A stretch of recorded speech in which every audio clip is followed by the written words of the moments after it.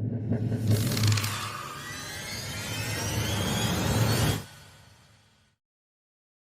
दोस्तों, आज की कहानी एक भूतिया गुड़िया और एक बच्चे की है।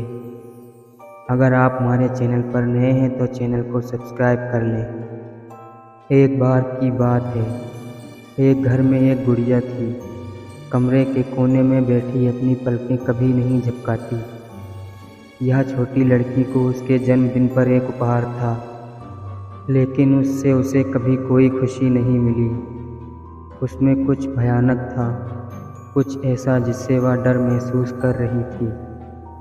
और फिर एक रात छोटी लड़की अपनी कोठरी से आ रही खरोंच की आवाज़ से जाग गई। वह बिस्तर से बाहर निकली और सावधानी से दरवाज़ा खोला, और वहाँ देखा तो गुड़िया अपने आप खड़ी थी। उसकी आंखें एक भयानक रोशनी से चमक रही थी।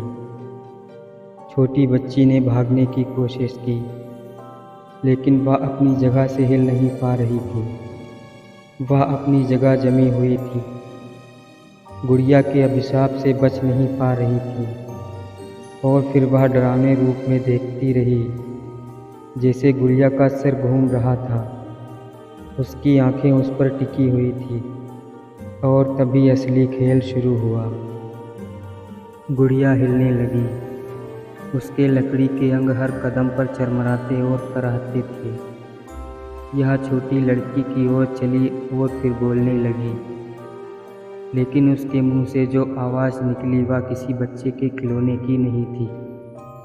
यह कुछ बहुत पुरानी और बहुत डरावनी थी। गुड़िया ने छोटी लड़की के कान में एक रहस्य बताया, ऐसा रहस्य जो किसी भी बच्चे को कभी नहीं जानना चाहिए।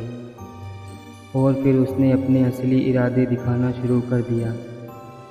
यह एक तामसिक आत्मा द्वारा श्राप दिया गया था, और अब यह जीवितों से बदला लेना चाह रही थी। छोटी लड़की जानती थी कि शापित गुड़िया को रोकने के लिए उसे कुछ भी करना होगा।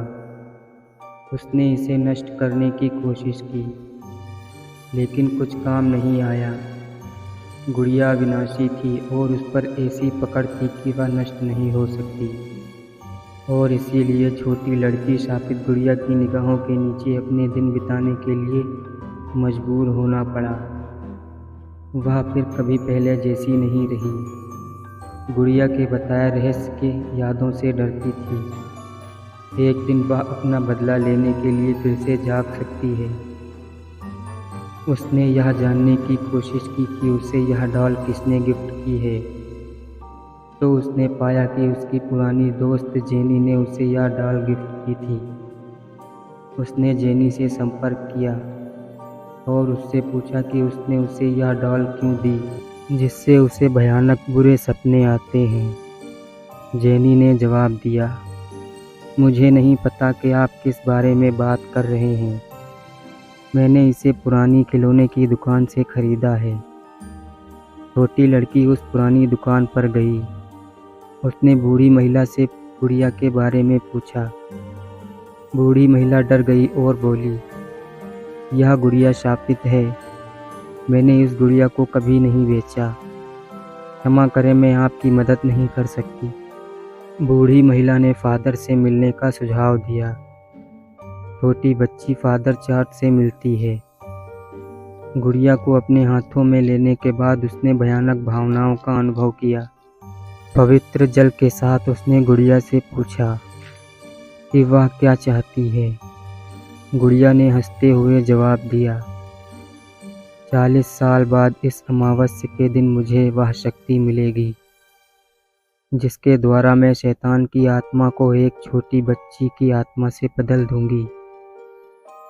इस छोटी लड़की की आत्मा वह माध्यम है जो शैतान के लिए प्रवेश द्वार है। शैतान इस दुनिया में प्रवेश करेगा और आपको उसके सामने झुकना होगा। आप मुझे रोक नहीं सकते। फादर ने उससे पूछा कि उसने इस छोटी सी बच्ची को ही क्यों चुना।